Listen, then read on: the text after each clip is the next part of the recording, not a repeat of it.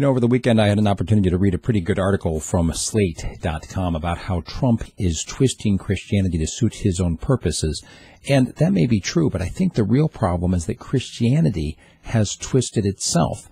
And what I mean by that is this. If you look at the way American churches especially bow down to the state in so many areas, it's really no surprise at all that they have turned to the state to start trying to advance what they see as God's goals.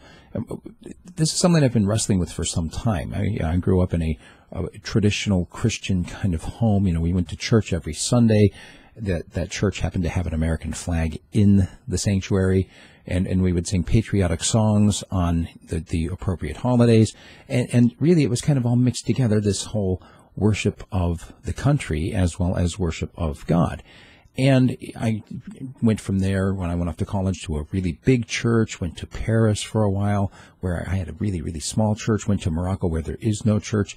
And I began to think through some of these issues in terms of what it really means to be in a country where you sing nationalistic songs right alongside hymns.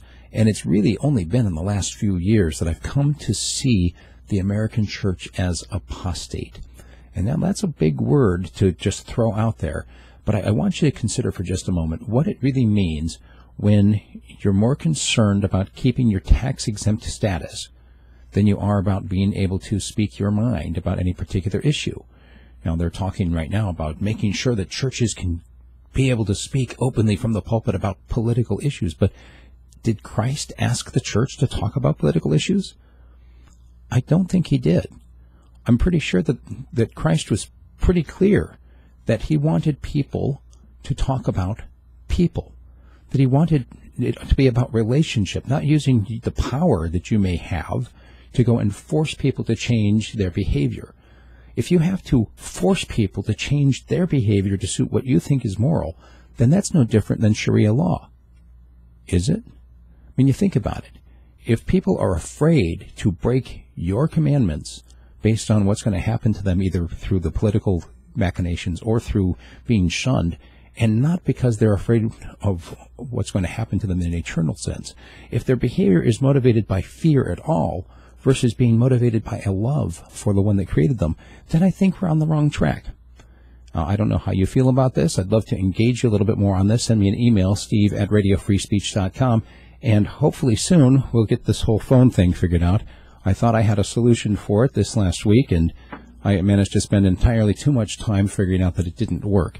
So at some point, I will get the phone lines hooked in. In the meantime, please engage me by email, and I'll read your email here in the next podcast. We'll talk about it, steve@radiofreespeech.com. What do you think? Is the American church more caught up in worship of Caesar than worship of Jesus? Everything from the legal stuff to the being afraid to speak your mind about what's going on out there. Look, if God has given you a message to speak, and you're more afraid about how people around you are going to react to that message than worrying about being faithful to the message that you've given, then I think there's a problem. That's my 2 cents. Make sure you check out the ways that you can support me, either through buying a subscription at radiofreespeech.com or by joining my Patreon team.